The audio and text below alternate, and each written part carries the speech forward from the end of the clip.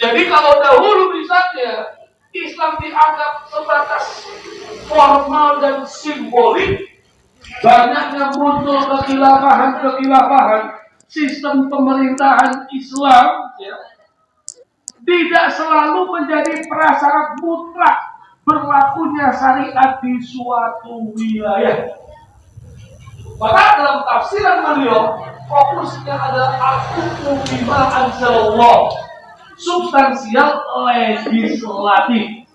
Walaupun sistem pemerintahannya bukan sistem Islam, yang penting hukumnya menggunakan hukum Allah melalui mekanisme yang konstitusional, bukan ilegal, bukan inkonstitusional, tetapi memang benar-benar diberikan wadah para jemaah. Ya. Menurut Profesor Dr. Jimli As-Siddiqi, siapa yang tidak kenal beliau? Ya. Sebenarnya ada pintu gerbang secara konstitusional. Sila pertama Pancasila, ketuhanan yang Maha Esa, bukan sekuler, bukan anti Tuhan, melainkan lorong akomodasi terbuka. Artinya, sila pertama memberikan legitimasi yuridis yang absolut bagi negara untuk menyerap norma-norma hukum Islam ke dalam sistem hukum publik Indonesia melalui jalur legislasi demokratis. Jadi boleh hukum Islam diterapkan di Indonesia, boleh. Hukumnya ada, legal, wadahnya ada, bukan radikal itu. Masalahnya jarang ada yang mau bahas. Jarang ada yang mau memperjuangkan. Dan masalahnya belum berjuang banyak, sudah kendor duluan. Sebenarnya ada para jemaah. Jadi kalau kita ngelihat, ya, ini kita anggap sebagai MK kita, ya, MK Pak, ya, mirip-mirip lah Pak, ya. Pokoknya paman sama keponakan nggak ada lagi di sini para jemaah, ya. Nah, kalau kita lihat, ya, undang-undangnya ini sebagai dinding regulasi pelindung dan pembatas. Pondasi konstitusinya asas dasar berdirinya negara. Materialnya syariat Islam, bahan baku yang terbaik bersumber dari wahyu ilahi yang menjamin kualitas keadilan dan ketahanan bangunan hukum. Nah, tiang penegak hukumnya aparatur penopang keadilan. Ya, jangan sampai ada lagi antara TNI dan Polri seakan-akan berselisih para jemaah, ya kan? Kita harapkan enggak, tapi benar-benar berpihak kepada keadilan dan kebenaran, bukan kepada komandan ataupun yang bayar, yang punya kekuatan, bukan. Dari sini kita bisa melihat bagaimana Ustadz JJ Zainuddin, salah satu ketua umum Ormas Persis Persatuan Islam, dalam disertasinya terkait judulnya adalah tahapan penegakan syariat Islam di Indonesia maupun politik hukum Islam para jamaah. Saya punya karya beliau ini, ya. Beliau membedah bagaimana konsep fikih siasa, fikih yang kaitannya dengan politik bisa untuk menegakkan syariat Islam di negeri kita secara bertahap, tadarruj para jamaah. Tetap akarnya adalah fikih klasik, hukum Islam klasik yang kemudian coba diaktualisasikan, disempurnakan untuk bisa diterapkan dalam realitas di zaman kita, era kita. Yang pertama apa kata beliau? Ta'rif, pengenalan. Apa itu? Bangun kesadaran masyarakat itu supaya memahami, mengetahui pentingnya nilai-nilai Islam, hukum Allah dalam semua jalur. Pendidikan, literasi, dakwah kultural, ya, kajian di masjid, apapun itu, masyarakat harus mengenal bahwa hukum Allah inilah yang wajib, yang terbaik, yang bisa memberikan solusi supaya koruptor tidak seperti kacang goreng di negeri kita. Harusnya kan begitu. Kalau kita kan koruptor ya dipotong sih Pak, ya, cuman bukan dipotong tangannya, tapi dipotong masa tahanannya kan gitu ya. Jadi ini dulu ini. Lah, jangan-jangan tahap takrif saja kita sudah abai. Pembahasan hukum-hukum Allah, bab fikih terkait hudud, bab fikih terkait hukum Islam, jangan-jangan sering kita skip, lewat. Fikih itu cuma toharo, sholat, munakahat, itu Pak, waris dah. Yang hukum Islam skip aja. Padahal itu bisa untuk diterapkan. Makanya tarif ini para jemaah perlu kita upayakan terlebih dahulu. Kalau tangga 1 sudah kuat, berikutnya takwin, pembentukan. Melalui institusi masyarakat, lembaga pendidikan Islam, organisasi Islam, komunitas-komunitas Islam, ya, dan representasi organik ke dalam lembaga legislatif. Karena kalau perorangan ini kurang kuat, tapi kalau berjamaah yang kemudian mengusulkan diterapkannya hukum-hukum nilai-nilai Islam ke dalam hukum nasional, ini menjadi kuat. Baru yang berikutnya, tahapan tanfidz, pelaksanaan. Sudah sadar secara kultural bahwa hukum Allah itu memang penting, lanjutannya gimana menjadi kebijakan struktural. Nilai-nilai syariat diimplementasikan secara formal melalui instrumen otoritas negara, legislasi nasional, peraturan daerah, dan kebijakan publik yang mengikat. Kalau sudah sampai tanfidz, pelaksanaan para jamaah, ya. Jadi ini sebenarnya sesuai dengan sistem demokrasi Indonesia. Menolak disrupsi radikal, enggak? Ya. Harus hukum Allah. Kalau enggak mau negara ini negara enggak jelas, negara kafir, berontak, bukan begitu. Ya. Ini arahnya jalan evolusi konstitusional. Ini tahapannya takrif, takwin, tanfidz, itu. Ya. Terus sekarang cuma ngomong, ayo hukum Allah, tapi penerapannya masih bingung, susah. Makanya perlu ada tahapan. Nah, disinilah, ya, kalau kita melihat dalam hadis Nabi yang mulia sallallahu alaihi wasallam, beliau pun menggunakan konsep tadarruj, bertahap dalam legislasi. Ketika beliau menunda rekonstruksi Ka'bah, beliau mengatakan seandainya kaummu bukan orang-orang yang baru saja meninggalkan jahiliyah, aku akan memerintahkan agar Ka'bah itu diruntuhkan, lalu aku masukkan kembali apa yang telah dikeluarkan darinya. Karena beliau memandang umat masyarakatnya ini belum siap untuk langsung menggunakan gaspol, belum siap. Tetapi perlu ada namanya tadarruj, yaitu tahapan-tahapan. Inilah yang kata Ibnu Hajar Al-Asqalani, penundaan pelaksanaan sesuatu yang ideal diperbolehkan demi menjaga kemaslahatan yang lebih besar dan menghindari kemudorotan akibat perubahan yang mendadak. Kalau tiba-tiba langsung diterapkan, pokoknya di Surabaya wajib pakai jilbab, kalau nggak pakai jilbab bisa dipidana masuk penjara.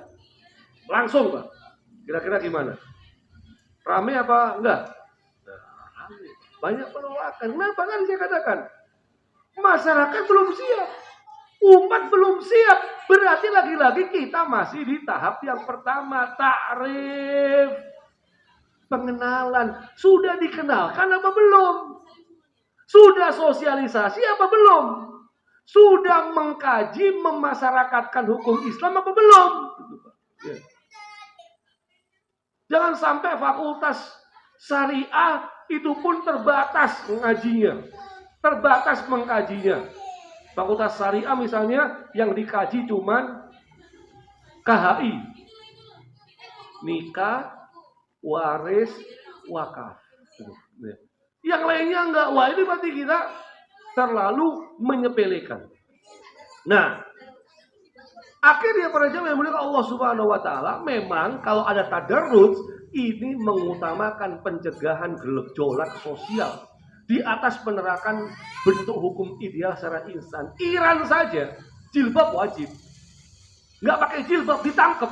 Di Iran saja itu juga masih banyak penentangan terkait jilbab. Padahal sudah Iran itu, ya. Apalagi Indonesia. Ya. Koruptor haram, ya. Korupsi haram, ya. Tetap aja korupsi, ada, ya. Jadi beda mereka, Pak, ya. Maka dari sini maka politisi Muslim berkompromi mengintegrasikan nilai-nilai Islam ke dalam parlemen modern. Dan kompromi itu para jamaah itu sudah mulai berlangsung sejak Piagam Jakarta. Karena perdebatan tentang 7 kata itu sudah sejak tahun 40-an, sudah sejak lama para jamaah. Ulama-ulama kita, founding father negara kita, sejak dahulu sudah berbicara tentang visi negara Islam. Sudah ada kewajiban menjalankan syariat Islam bagi setiap pemeluknya, 7 kata ini para jemaah. Ya. Tetapi karena kemudian ya syariat tidak bisa dipaksakan secara dogmatis, melainkan dikompetisikan melalui jalur legislasi demokratis. Akhirnya lahirlah hukum positif, menghasilkan produk-produk hukum yang mengikat seluruh warga tanpa perlu mengubah bentuk negaranya, nggak perlu. Tapi hukumnya sudah ngambil nilai-nilai Islam. Nggak percaya? Ayo kita buktikan. Tahun 74 demo dulu Pak, sebulan supaya lahir undang-undang tahun 74 tentang perkawinan, yang mana ini mengambil hukum Islam dalam urusan hukum keluarga. Bab tentang undang-undang perkawinan ini isinya fikih munakahat. Bukan cuma itu, tahun 89 ada yang namanya peradilan agama supaya urusan hukum perdata Islam, perkawinan, waris, ekonomi syariah itu diatur, diadili melalui pengadilan agama, bukan pengadilan negeri.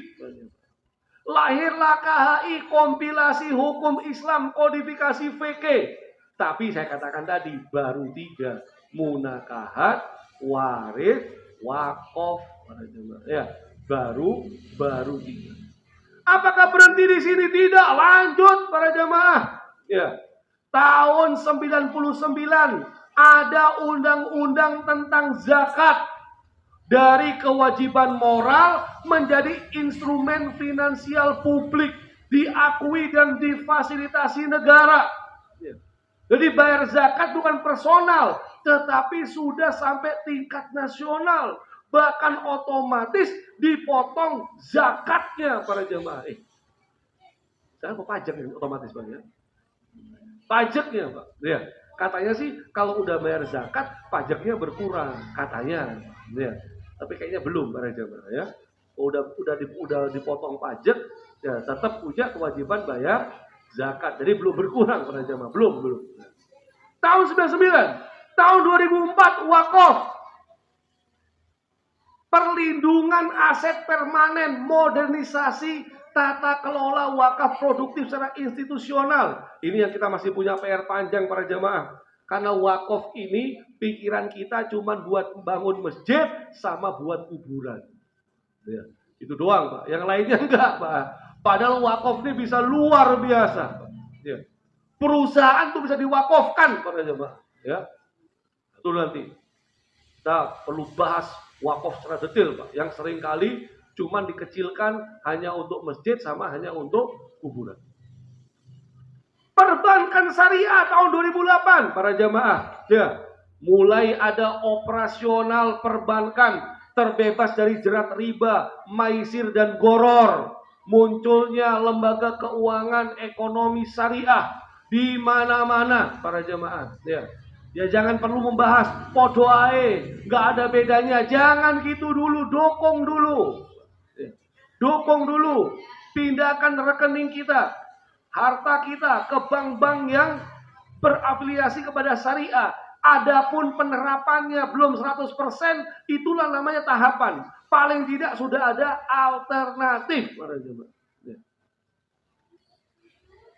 Berikutnya 2014, produk halal, masya Allah. Ya, konsep halalan toyiban, rantai pasok niaga domestik dan global. Sekarang kita dilindungi, dikit-dikit lihat ada halalnya apa enggak, lolos apa enggak, jaminan halalnya seperti apa, masya Allah. Khusus Aceh, karena perdanya perda syariah, peraturan daerah, ada otonomi daerah, maka Aceh sejak 2001 mereka memberlakukan syariat Islam. Ya, nah, ini nggak tahu Pak, secara kafanya nih nggak tahu Pak ya. Belum pernah ke Aceh juga, tetapi kita melihat sudah ada sanksi pidana secara khusus. Yang ketahuan berbuat mesum, pecut. Nah, yang ketahuan melanggar, hukum. Ya. Ini ada yang bilang mereka akhirnya kalau mau maksiat itu keluar dari Aceh. Ya. Keluar pulau dulu. Dari Aceh nggak boleh. Yang nakal begitu Pak. Ya. Jadi harus nyebrang dulu atau pindah dulu ke pulau lain. Ya. Ini namanya manusianya para jemaah. Ya. Kedelapan regulasi ini membuktikan secara definitif bahwa sistem hukum Indonesia elastis. Nggak kaku para jemaah. Boleh hukum Islam jadi hukum nasional, boleh. Legal, silakan, diperjuangkan, diupayakan, gitu Pak. Masalahnya kan sudah diupayakan atau belum? Sudah diperjuangkan terus apa enggak? Ya. Kita aja, kajiannya apa? Kewajiban berhukum dengan hukum Allah. Wah, ini radikal ini pasti. Mulai. Nanti Intel udah pada datang ke sini semua. Wah, ya kan? Dikira kita mau pemberontakan, melanggar legal. Boleh sah. Makanya kalau ini para jemaah, ya. Jadi kalau kita coba filosofikan ya gagasan fikih Indonesia ini para jemaah, tentu tetap Pak, kalau Hijaz abad ke-7 di Mekah sana mereka merespon tentang tantangan geografi adat istiadat ya, Indonesia tetap harus dikontekstualisasikan dengan antropologi Nusantara yang majemuk, hukum adat lokal, tata negara modern. Jadi sifatnya dinamis, nggak boleh kaku Pak. Ya, Indonesia berapa pulau para jemaah? Ya, 17.000 pulau, 300 suku, 34 provinsi. Wah, nambah terus para jemaah. Ya. Kita jelas nggak boleh kaku, ya harus dinamis. Makanya di sini untuk menerapkan hukum Islam di Indonesia ini bukan berarti mengarabisasi hukum, bukan, tetapi mengekstraksi esensi keadilan dalam wadah konstitusi lokal. Misalnya meresap tanpa mengubah bentuk negara, nggak perlu. Negaranya udah negara Indonesia, founding father sudah sejak lama para jemaah. Ya. Darul Ahdi was Syahada, itu kata Muhammadiyah. Darul Misa, itu kata ormas yang lain para jemaah. Ya. Jadi udah selesai Pak. Kita tinggal meresap aja, meresap ke dalam para jemaah. Ya. Terus apa? Mengutamakan maslahat. Intinya adalah keadilan sosial dan mencegah kezoliman. Koruptor begitu terus. Ya. Pembunuhan, pelecehan, pemerkosaan, menghilangkan nyawa tanpa alasan yang benar. Hampir tiap hari, Pak. Apakah kemudian sudah kita rasakan keadilannya? Belum. Maka strateginya harus bertahap. Jangan dogma kaku. Jangan pokoknya harus. Kalau nggak bisa, wah jangan begitu. Harus bertahap para jemaah. Ya. memastikan syariat Islam ini selalu relevan. Nah, dari sini akhirnya ada jembatan kebijakan. Siasa syariah terkait substansi keadilan. Pokoknya kalau kita bicara hukum Islam, itu poin-poinnya harus 3. Mewujudkan keadilan, mencegah kedoliman, mendatangkan maslahat. Nah ini.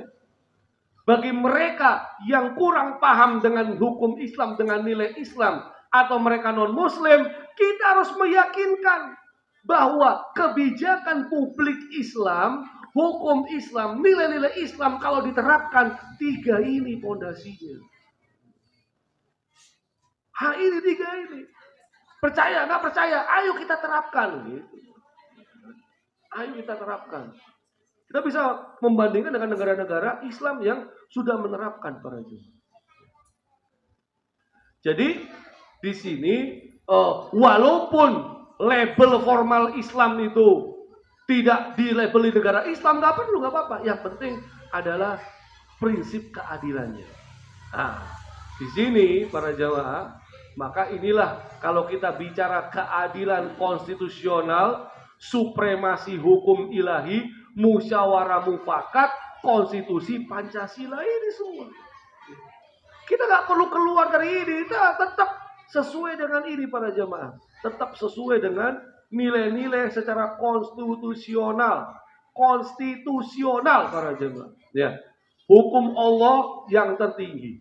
Hukum jangan dipaksakan secara otoriter, melainkan melalui proses dialogis, syuro, rapat, dan konsensus perwakilan rakyat. Berikutnya apa? Pancasila itu memberikan landasan. Ya. Silakan nilai syariat diambil, tapi bentuk negara nggak usah dirubah. Nah, terkait ketaatan kita kepada hukum negara, para jamaah, ya, ini perlu. Memang ada dalil ini, Pak. Isma'u wa ati'u. Dengar dan taatilah. Meskipun yang memimpin kalian adalah seorang budak Habasyah, para jemaah. Ya. Artinya apa? Kalau kita melihat di sini, ya, legitimasi hukum positif negara wajib diterima dan ditaati oleh Muslim demi menjaga stabilitas dan kemaslahatan makosid syariah dalam tatanan masyarakat majemuk. Jadi tetap bayar pajak para jemaah, ya, tetap taat walaupun sudah mulai ragu-ragu ini korupsi apa enggak gitu Pak, ya, tetap bayar Pak, ya, jangan lupa tetap bayar, ya. Tetapi nanti batas gugurnya ketaatan, kata Al-Imamun Nawawi, kita jangan taat kalau diperintahkan berbuat maksiat secara langsung atau perintahnya itu menghancurkan pilar fundamental agama. Batasannya di sini. Tetap taat. Yang penting jangan sampai diperintah buat maksiat secara langsung ataupun menghancurkan pilar fundamental agama. Jadi ketaatannya itu tidak mutlak, tetapi ada batasan-batasannya. Nah, dari sini para jemaah, ya, kalau kita melihat bagaimana kemudian, ya, waktunya udah mau habis para jemaah. Sekarang gimana implikasi aksi praktis para jemaah, ya, supaya kita nggak cuma teori, tapi sudah benar-benar praktek. Yang pertama, ayo kuasai hukum positif secara mendalam. Mereka yang kuliah di hukum harus benar-benar paham, apalagi Muslim, berjuang dong untuk menegakkan hukum Allah di negara yang kita cintai. Yang kedua, pelajari fikih muqaron, fikih perbandingan para jamaah. Hukum Islam dengan hukum yang lain kita bandingkan. Mana yang lebih rasional, yang lebih superioritas, yang menegakkan keadilan melawan kezaliman. Yang ketiga, aktif dalam legislasi berbasis nilai Islam. Ya, parlemen, parpol, lembaga drafting, RUU ini buat mereka yang kuliah hukum. Makanya kalau anak-anak kita kuliah hukum, arahkan untuk ke sini, bukan mau jadi seperti orang mau Pak yang duitnya banyak, ya. Tapi arahnya ke sini, ya. bangun integritas moral profesi penegak hukum, hakim, jaksa, jampitsus, ya. Jangan punya uang banyak sekali, Pak, ya. Advokat muslim harus ada khosyatullah, rasa takut kepada Allah, tolak suap, jaga kehormatan profesi para jemaah. Ya. Jangan diam-diam duitnya banyak di rumah. Ya. Kelima, optimalkan judicial review Mahkamah Konstitusi para jemaah. Ya, silakan, kita boleh melapor ke MK segala macam, itu legal, dan kembangkan jurisprudensi Islam Indonesia para jemaah. Ya, ini bagi anak-anak hukum, intinya para jemaah, mari mudah-mudahan ya penerapan hukum Allah di bumi Nusantara memang membutuhkan kedalaman, keahlian, dan pokoknya integritas. Bukan sekedar hukum Allah tegakkan hukum Allah, bukan para jemaah. Ya, tapi perlu tahapan-tahapan dan perlu kedalaman keahlian. Nah, mudah-mudahan mahasiswa kita yang kuliah di hukum, mudah-mudahan mereka termasuk arsitek peradaban hukum Islam di negeri yang kita cintai ini. Amin. Allahumma amin. Hadanallahu wa iyyakum ajmain. Wassallallahu ala nabiyina Muhammadin wa ala alihi wasallam wa akhiru da'wana alhamdulillahi rabbil alamin wa lakum minkum. Wassalamualaikum warahmatullahi wabarakatuh.